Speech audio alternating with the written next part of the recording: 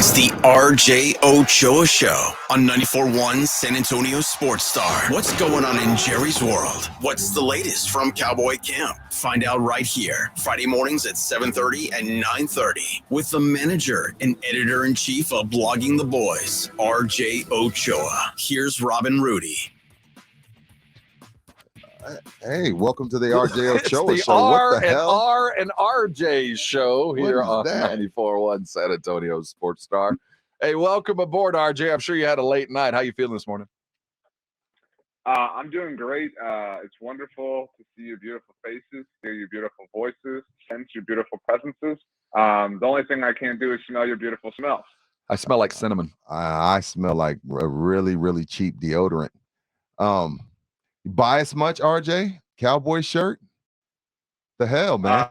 Why are you so? Why would you wear a Cowboy shirt when that schedule comes out and it screams 6 and 11? Wow. Rudy, Let's fight. I don't know. Let's I don't fight. know if maybe you want to start your Fridays off with a nice pastry. Maybe you need to see the new Guardians of the Galaxy movie, experience a little joy. I do. Maybe check out the new Fall Out Boy album, something like that. Like just kind of, get the serotonin flowing through your mind. 6 and 11 is a harsh thing. I'm kidding. I'm kidding, by the way. I'm kidding, but go ahead. Well, it's hard to tell with some of the stuff that comes out of this faucet, but yeah, I mean, it was the first shirt I grabbed this morning, so it has the privilege of being draped all over this masculine body. The Cowboys are going to have 2 straight West Coast games against the 49ers and Chargers, separated with a bye week against the Rams. There's the West Coast swing right in the middle. The roadies at the end of the season, a pretty friendly opening part of the season. Starting against the Giants on the road is never fun, but we're used to that. And then you get the Jets at home with Aaron. Sum total, what were your takeaways from the scheduling part of the offseason for the Cowboys? First of all, I want to refer to their first 2 weeks as the Cowboys doing it Sinatra style. Oh, We like that. We're right. I like it. Yeah. I am always interested most in where the bye week lands, especially if the Cowboys do what they're going to be doing this year, and that's playing on the Thursday night following Thanksgiving. You will hear every Cowboys fan moan and groan about how they have to play 3 games in 11 days.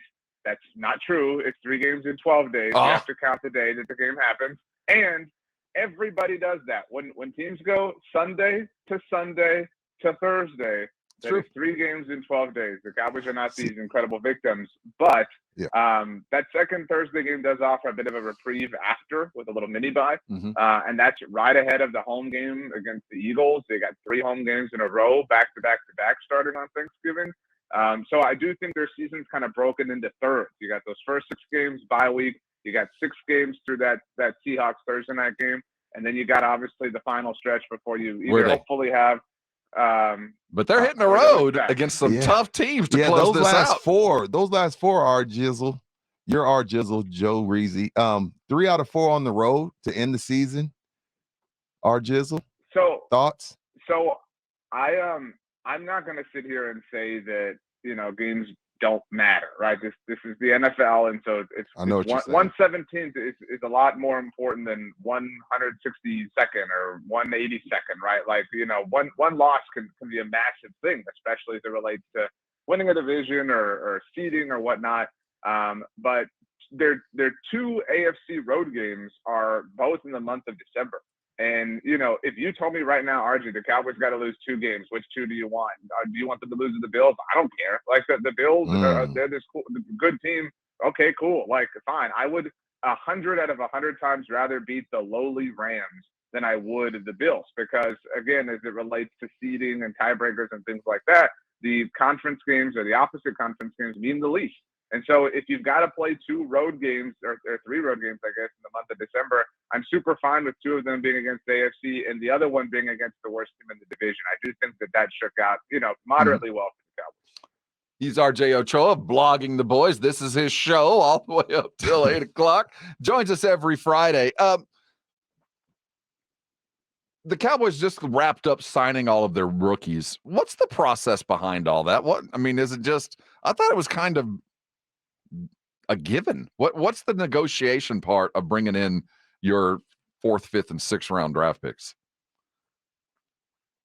I mean, it is pretty chalk. Yeah. Due to the rookie wage scale that was implemented in the 2011 CBA, you really have no room for negotiations. I mean, that's why you don't see these rookies holding out in the camp anymore. The one exception was Joey Bosa with the then San Diego, obviously now LA Chargers, back when they took him 3 overall in 2016. I remember that. But and even then there was this matter of like, why are you holding out? Like you have a cap on what you can make. Like this isn't, this is literally every year it grows by like 3% or whatever. Like it's a very standard thing. There's very little you can do about it. There's no open market negotiations. It's just a matter of accepting kind of the maximum that you can achieve that the players play when they negotiated the CBA. Now they got a mini camp opening today. That's correct. Rookie mini camp. And so they're in town. They're getting fitted. It'll be all rookies, drafted players, undrafted free agents, and a handful of tryouts. And, they need some quarterbacks to throw, obviously. But it's their first opportunity to kind of work out and participate in football things as members of the Dallas Cowboys at the Star in Frisco, which is an exciting thing. No big deal with Parsons skipping the voluntary workouts. He's doing his own things, trying to put the weight on RJ. And I know we talked about it a little bit, last week, but it wasn't official. To me, it feels like it's more official according to Calvin Watkins.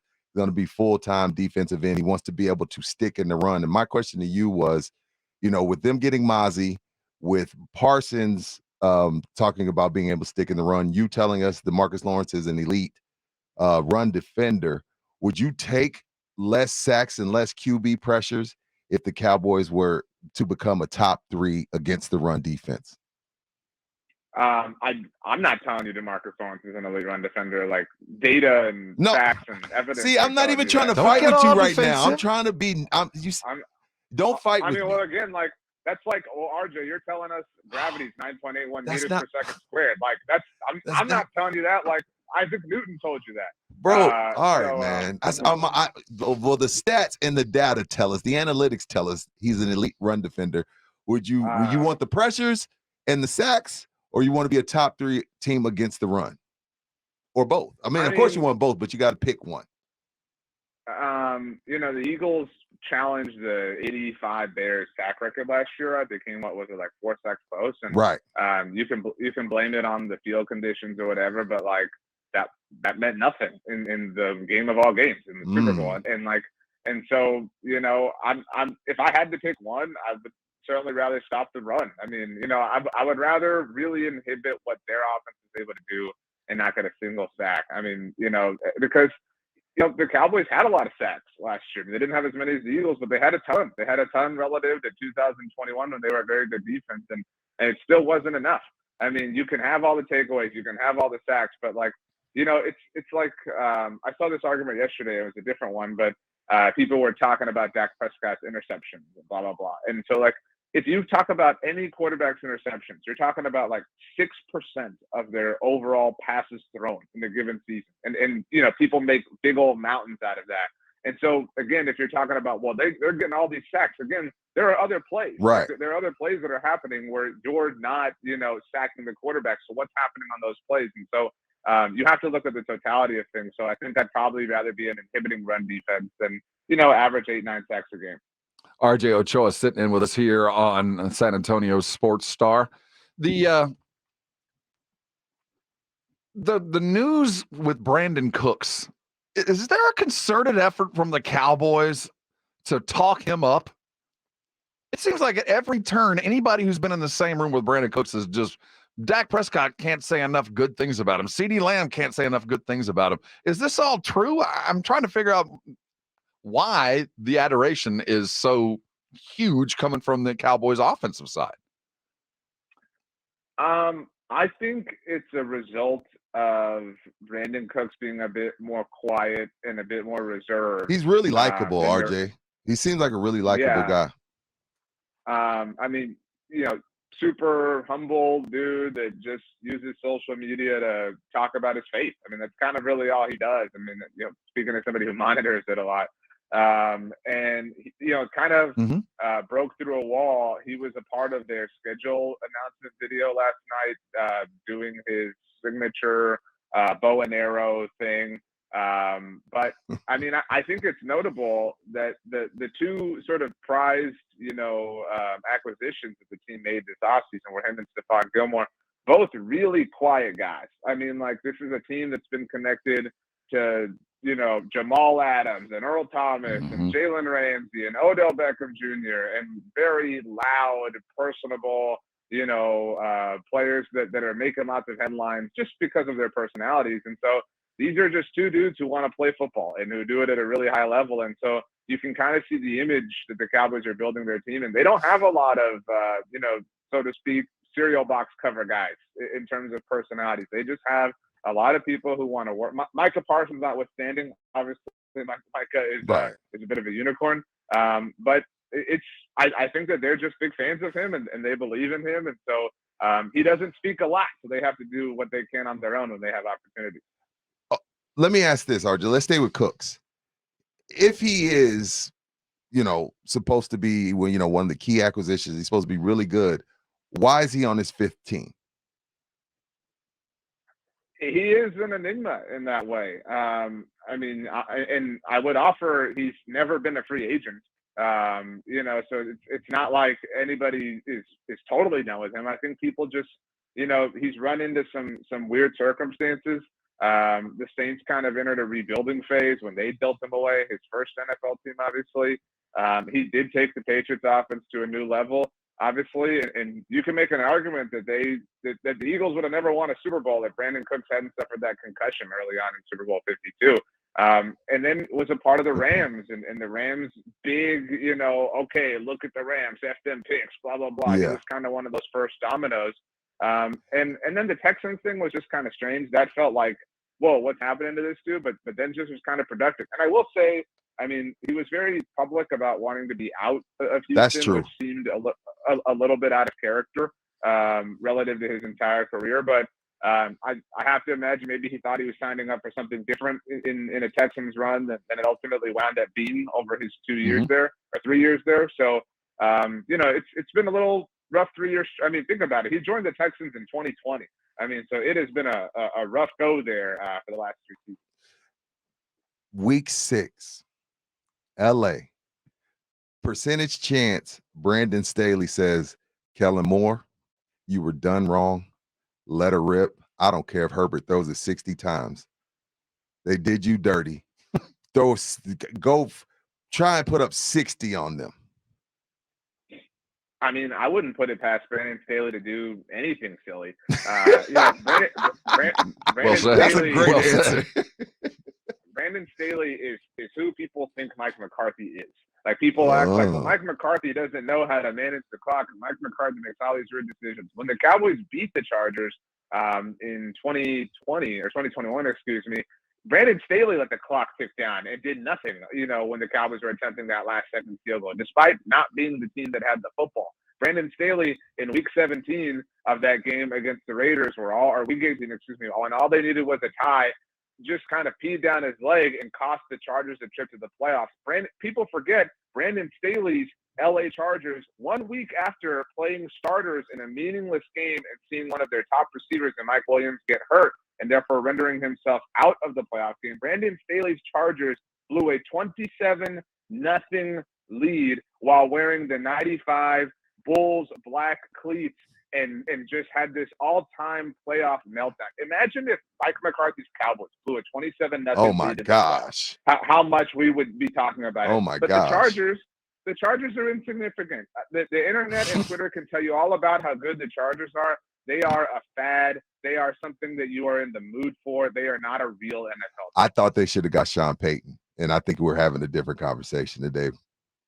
But they kept Staley around. I thought they should have went for Sean Payton. Sean wanted that gig. I don't think he Why wanted would you to play want Russell Wilson fiddle. over Justin Herbert? I'm just saying, I don't think he wanted to play second fiddle in LA. Okay. I don't think he wanted to be the other team someplace. A couple things that with the schedule announcement, it struck me that the Cowboys, when they were talking about the international games, and here in the United States, we're the biggest team going. Why aren't the Cowboys spending more time overseas? I mean, you know, so this is a year where AFC teams get the extra home game, that 17th game. So the Cowboys only have 8 home games this year as opposed to 9. So they're already at a monetary disadvantage if you want to pity the billionaires, right? Compared to AFC teams. And so you're talking about taking, you know, those are 8 massive slices of the pie. And well, Rob, what, you don't want to give one of these slices up for nothing? What? You don't want to just donate the slice for no reason whatsoever? That's it. I mean, the Cowboys' home gate is the crown jewel. It's the creme de la creme. And so they're not going to give up a home game. And similarly, you know, if you're a team hosting them, why are you going to give up the Cowboys' home gate? You know, the Cowboys are coming to, you know, to Buffalo for the first time in 8 years. The Cowboys are coming, you know, it's not a coincidence that the one time the Cowboys had been overseas in 2014 was the Jaguars home game, because they were still struggling with the blackouts and things like that at that time. And, you know, they can kind of get pushed around by the NFL. So nobody wants to give up the Cowboys coming to town. The Cowboys don't want to give up a home game. It's just money. I mean, there's a lot of people who think that it'll ultimately wind up being Mexico next year. They don't have any international games this year because their stadium's under construction. RJ, where I was looking at the San Francisco game, and it falls week 5, but I was telling Rob a little bit earlier, I think, you know, when I'm looking at it's on paper, and I know it's silly, but I'm looking at 3-1 worst case and a real good possibility at 4-0, because the Jets will be in week 2, and I know everybody's like, well, Aaron's there, and no, these things take time, so I think it's a perfect time for the Jets. And I think rolling into San Francisco at 3-1 or 4-0 will pay huge dividends when you start looking down the stretch. If you put any stock into, you know, what the people in the desert think, the Cowboys are favored in every game prior to the San Francisco game. So I ain't too crazy. I ain't too far off. Right. And, you know, look, the Niners are the Cowboys' daddy, right? Like, let's be honest. Let's be straight up. That's fair. I'm not here to lie. And they've been their daddy with Jimmy Garoppolo and Brock Purdy at quarterback. But that being said, I'm not a doctor, but I would assume or presume that Brock Purdy won't be healthy for that game. And I have no idea what the hell Kyle Shanahan's doing with Sam Darnold. But I mean, if you know, and to be fair, the Cowboys have lost to Sam Darnold the last time that they faced him, or not the last time, but when he was the quarterback of the Jets. That was a horrible game. I remember that. That was his first game back from Mana. The Cowboys were 3-0, and the Jets were 0-3. It was a really, really, really dark time. And so, you know, good times. Thanks for bringing that up, Rudy. But I mean, I think, you know, if you look at that, the Cowboys will probably draw the Cardinals without Kyler Murray. Yep. Probably draw the Niners without Brock Purdy. I mean, so those things broke their way too. I mean, if you want to look for the silver lining and things, but look, I wouldn't be shocked if they lose to the Niners. Again, you know, any one of us could go quarterback the Niners, and Kyle Shanahan could find a way to beat the Cowboys. We're up against it. A couple of questions. Are the Cowboys going to sign another running back? I don't see why. I mean, people are forgetting Ronald Jones is there. Like, I know we're all pumped about Deuce Vaughn. They did sign Ronald Jones, so he does exist. He's a real person. So Deuce Vaughn makes the team. He made the team, because I thought that was a situation where it's like, I know he's a 6th-round pick, so he's got his rookie deal. He's on the team. Scout son, great story, rolls on. Just because he has his deal doesn't ensure his spot on the team. But I will tell you that yesterday, Roku announced that they have partnered with the Cowboys and Deuce Vaughn to produce a documentary covering his draft journey. Oh, he made the team. They don't do that. They don't do that for dudes that are going to get cut in August. That tells me we're going to have to step around the camera crew as they're covering him at Oxnard. RJ, if you could go to one game this year, just one, you can only pick one, home or away, which game would it be? You know, I like the road games.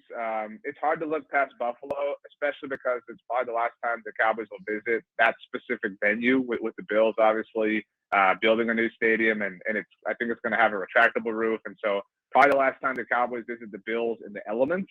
But I understand if you don't want to go fight all that. I think Thursday games are fun because you kind of get the whole weekend. So if you do want to do a home game, the Thursday after Thanksgiving, you have the holiday vibes, all the Christmas stuff is up, and the nice cool weather. So I think that's a good vibe. If you want to do another road game, I mean, why not go to Carolina? It's the Sunday before Thanksgiving. Get some good catfish. See that neck of the woods. You get the beat up on CJ Stroud, poor butt. Yeah. No. See Bryce Young. Bryce Young. I said CJ. Right. Yeah, Bryce Young. and then you head back because it's the Sunday before Thanksgiving, and the week is like momentum. You know what I mean? Because you're ripping right into the holidays. So those are my choices. We're ripping into the holidays as always with RJ Ochoa. Check all the stuff at Blogging the Boys. Enjoy a Mother's Day, RJ. Yeah, you're a wonderful right, son, Rob. a great husband. So you've got a good weekend to celebrate some good women. I've done my work. I've gotten my things taken care of, so I'm ready to just kind of dot the I's and cross the T's. Happy Mother's Day to everyone, and happy Friday to all of you. I hope each of you feel a cool gust of wind on your face that makes you feel alive. We'll leave it at that. RJ Ochoa, he's our cool gust of wind. Check him out on Blogging the Boys. He stops by every Friday. RJ, take care of yourself.